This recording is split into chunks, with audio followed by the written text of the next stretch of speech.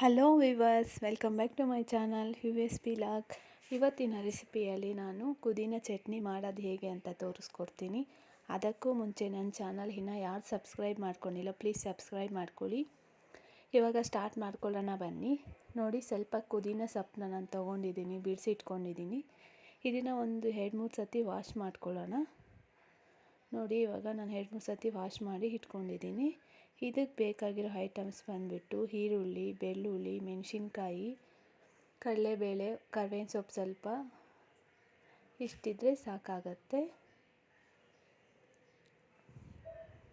ಇವಾಗ ಒಗ್ಗರಣೆ ರೆಡಿ ಮಾಡ್ಕೊಳ್ಳೋಣ ಬನ್ನಿ. ಸ್ಟವ್ ಅಂಟಿಸ್ಬಿಟ್ಟು ಸ್ಟವ್ ಮೇಲೆ ಒಂದು ಪ್ಯಾನ್ ಇಟ್ಕೊಳ್ಳಿ. ಪ್ಯಾನ್ ಬಿಸಿ ಆಗ್ತಿದ್ದಂಗೆ ಸ್ವಲ್ಪ ಎಣ್ಣೆ ಹಾಕ್ಕೊಳ್ಳಿ.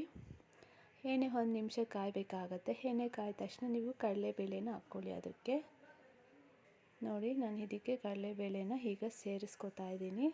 ಕಡಲೆಬೇಳೆ ಹಾಕ್ಕೊಂಡಿದ್ದಾಯಿತು. ಕಡಲೆಬೇಳೆ ಸ್ವಲ್ಪ ಬ್ರೌನ್ ಕಲರ್ ಬರ್ತಾ ಇದ್ದಂಗೆ ಈರುಳ್ಳಿ ಹಾಕ್ಕೋಬೇಕು. ಈರುಳ್ಳಿ ಹಾಕ್ಕೊಂಡು ಸ್ವಲ್ಪ ಗೋಳಿಸ್ಕೋಬೇಕಾಗತ್ತೆ ಬ್ರೌನ್ ಕಲರ್ ಬರೋವರೆಗೂ. ಈರುಳ್ಳಿ ಆದಮೇಲೆ ಅದ್ರ ಜೊತೆ ರೆಡಿ ಮಾಡ್ಕೊಂಡಿರ್ತೀವಲ್ಲ, ಹುಣಸೆಹಣ್ಣು, ಕೊತ್ತಂಬರಿ ಸೊಪ್ಪು, ಮೆಣಸಿನ್ಕಾಯಿ, ಸ್ವಲ್ಪ ಕರ್ಬೇವಿನ ಸೊಪ್ಪು, ಬೆಳ್ಳುಳ್ಳಿ ಹಾಕ್ಕೊಂಡು ಒಂದು ಸತಿ ಚೆನ್ನಾಗಿ ಮಿಕ್ಸ್ ಮಾಡ್ಕೋಬೇಕಾಗತ್ತೆ.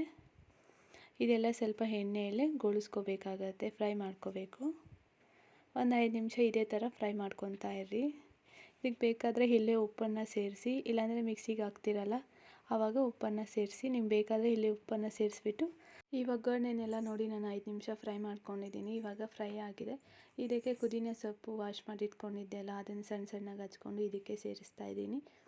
ಹಾಗೆ ಆದರೂ ಸೇರಿಸ್ಬೋದು. ಇದಕ್ಕೆ ನೋಡಿ, ವಾಶ್ ಮಾಡಿ ಇಟ್ಕೊಂಡಿರೋ ಪುದೀನ ಸೊಪ್ಪು ಇದರಲ್ಲಿ ಹಾಕ್ತಾಯಿದ್ದೀನಿ. ಇದು ಅಷ್ಟೇ ಒಂದು 5 ನಿಮಿಷ ಫ್ರೈ ಆಗಬೇಕು. ಎಣ್ಣೆ ಎಲ್ಲ ಬಿಟ್ಕೋಬೇಕಾಗತ್ತೆ. ಈರುಳ್ಳಿ ಎಲ್ಲ ಫುಲ್ ಫ್ರೈ ಆದಮೇಲೆ ನಾವು ಮಿಕ್ಸಿ ಜಾರ್ಗೆ ಹಾಕ್ಕೋಬೇಕಾಗತ್ತೆ. ಇನ್ನು ಒಂದು 5 ಮಿನಿಟ್ ಬೇಯಿಸ್ಕೊಳ್ಳೋಣ ನಾವು. 5 ಮಿನಿಟ್ ಫ್ರೈ ಆಗಿದೆ ನಂದು. ಇವಾಗ ಒಂದು ಮಿಕ್ಸಿ ಜಾರ್ ತೊಗೊತೀನಿ. ಅದರಲ್ಲಿ ಫ್ರೈ ಆಗಿರೋ ಈ ಮಸಾಲೆನೆಲ್ಲ ಅದರಲ್ಲಿ ಸೇರಿಸ್ಕೊತೀನಿ. ಸೇರಿಸ್ಕೊಂಡು ಒಂದು ಗ್ರೈಂಡ್ ಮಾಡ್ಕೋಬೇಕಾಗುತ್ತೆ. ನೈಸಾಗಿ ಪೇಸ್ಟ್ ಹಾಕ್ಕೊಂಡು, ನಾನು ಉಪ್ಪು ಇಲ್ಲಿ ಸೇರಿಸ್ತಾ ಇದ್ದೀನಿ, ಅಲ್ಲಿ ಸೇರಿಸಿದ್ದಿಲ್ಲ, ಅದಕ್ಕೆ ಇಲ್ಲಿ ಸೇರಿಸ್ತಾ ಇದ್ದೀನಿ.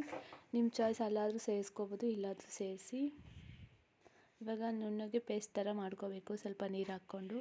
ನೋಡಿ, ಇವಾಗ ನಾನು ಪೇಸ್ಟ್ ಮಾಡ್ಕೊಂಡಿದ್ದೀನಿ. ನಂದೀಗ ಪುದೀನ ಚಟ್ನಿ ರೆಡಿ ಆಗಿದೆ. ನನ್ನ ವಿಡಿಯೋ ಏನಾದರೂ ಇಷ್ಟ ಆದರೆ ಒಂದು ಲೈಕ್, ಕಾಮೆಂಟ್ ಮಾಡಿ, ಸಬ್ಸ್ಕ್ರೈಬ್ ಮಾಡ್ಕೊಳ್ಳಿ. ಪಕ್ಕದಲ್ಲಿರೋ ಬೆಲ್ ಐಕನ್ನ ಕ್ಲಿಕ್ ಮಾಡಿ. Thank you so much.